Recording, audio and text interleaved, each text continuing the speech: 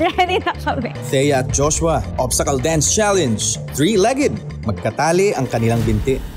Okay na din na medyo sa padulong part of the competition na napunta sa amin tong 3-legged challenge na to. Kasi I think if nung mga nauna to, tas hindi pa kami masyadong friends, para ang hirap. Kasi sobrang magkadikit kami, tapos talagang kailangan connect kami. Pag nahulog ako or nahulog siya, babay na kami pareho. Yes!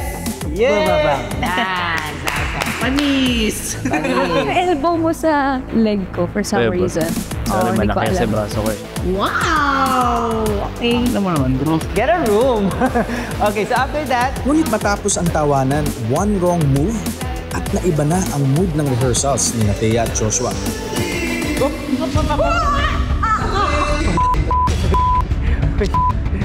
ano naramdaman mo?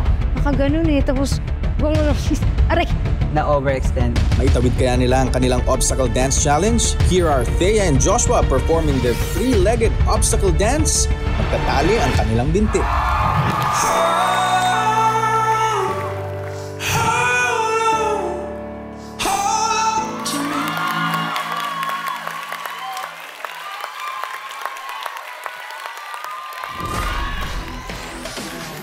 Joshua and Thea. Mahusay, mahusay. Pero tanungin natin ang Dance Authority, kamusta naging performance din sa kanila? Coach. Yun talaga yung na visualize ko kanina, yin and yang. Yes. Yung pabigat siya na pabigat na. And then parang nililift mo na si Thea. Hindi siya ganun kadali kasi pwede kayong mag-apakan ng paa.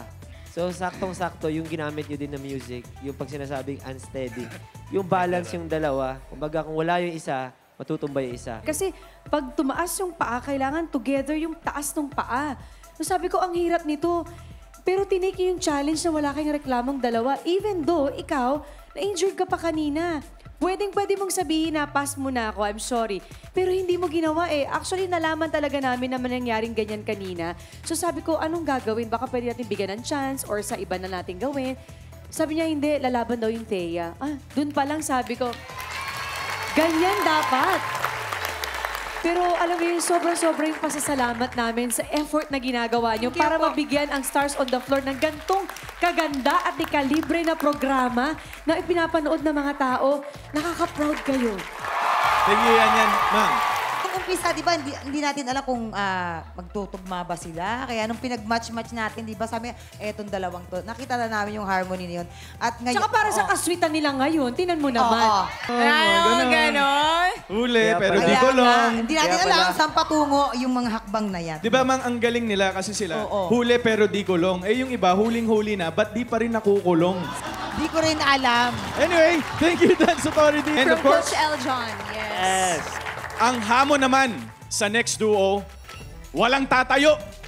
Makikita nyo paano yan lalagpasan ni Glyza and JM sa pagbabalik ng Stars on the Floor.